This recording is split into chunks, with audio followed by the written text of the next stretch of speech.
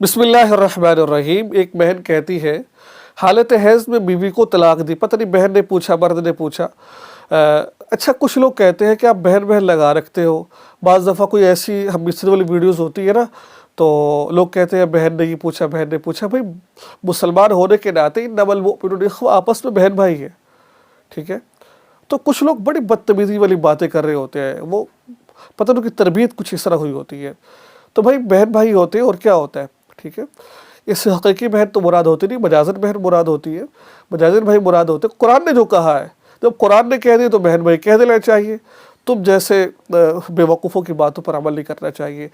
अच्छा, क्या पूछते हैं, हालत हैज़ में बीवी को तलाक दी, क्या हैज़ नापाकी में बीवी से रुजू कर सकता हूँ? रुजू करने का सही तरीका क्या है? आज इस वीडियो में मैं आपको बताऊंगा रुजू करने का सही तरीका क्या है। कुछ लोग बाहर बैठे होते हैं या कुछ और मसले मसाइल होते हैं, तो कहते हैं रुजू कैसे करें हम लोग। तो भाई आज सुन लीजिए, तलाक दे दी है, देखिए, एक तलाक दी है रुजू कर सकते हैं, 2 दी है रुजू कर सकते हैं, 3 दी है तो रुजू अब नहीं कर सकते। चाहे वो आपने एक मजलिस में 3 दी है, चाहे वो अलग अलग हिस्सों में आपने 3 तलाक़ें दी है। जब आपने 2 तलाक़ें दी है रुजू करें, 3 है तो रुजू नहीं कर सकते हैं। अब रुजू के लिए ज़रूरी नहीं है कि हम मिस्री की जाए।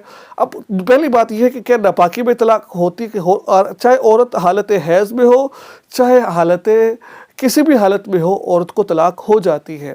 बस फ़र्क ये है, अगर बच्चा पैदा होने वाला है, औरत हामला है, तो उसकी इद्दत का मसला होता है। जब बच्चा पैदा होगा उसकी इद्दत हो जाएगी, चाहे वो 10 दिन बाद बच्चा पैदा हो जाए, महीने बाद बच्चा पैदा हो जाए, तो उसकी इद्दत हो जाती है, ख़त्म हो जाती है। अब वैसे किसी को तलाक दी है तो जब उसको 3 माहवारियाँ गुजर जाती है तो उसकी इद्दत पूरी हो जाती है। अब बार उसने हैज़ में तलाक दी, तलाक हो गई। अब एक तलाक दी है तो रुजू कैसे करे? वो रुजू करना चाहता है।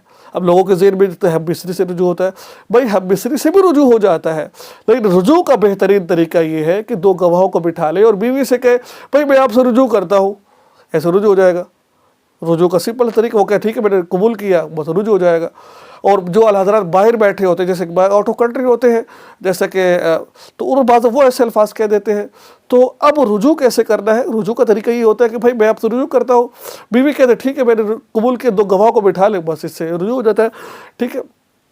और यार अब मिस्री कर ले, तो इस तरह भी रुजू, ये रुजू का सही तरीका मैं आपको बता रहा हूँ मैं, ठीक है। वरना ये बीवी जो सर आपस में मुलाकात कर ले, मिल ले, हम मिस्री कर ले, तो भी रुजू हो जाता है।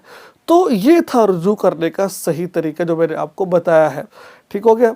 तो अगर तलाक़ बाइना आपने दे दी है, कुछ और दे दी, फिर आपको निकाह करना पड़ेगा। ये तो मैं बता रहा हूँ, सिर्फ लफ्ज़ तलाक़ से किसी ने कहा है, तो रुजू का तरीका ये होता है। अगर तलाक़ दी, तलाक़ बाइना, फिर उसके लिए दोबारा निकाह होता है, ठीक है। तो ये था आज का अहम और पेचीदा मसला। मुझे उम्मीद है कि आपको बहुत कुछ सीखने को मिला होगा। दुआ में याद रखें। अस्सलामु अलैकुम व रहमतुल्लाहि व बरकातहू।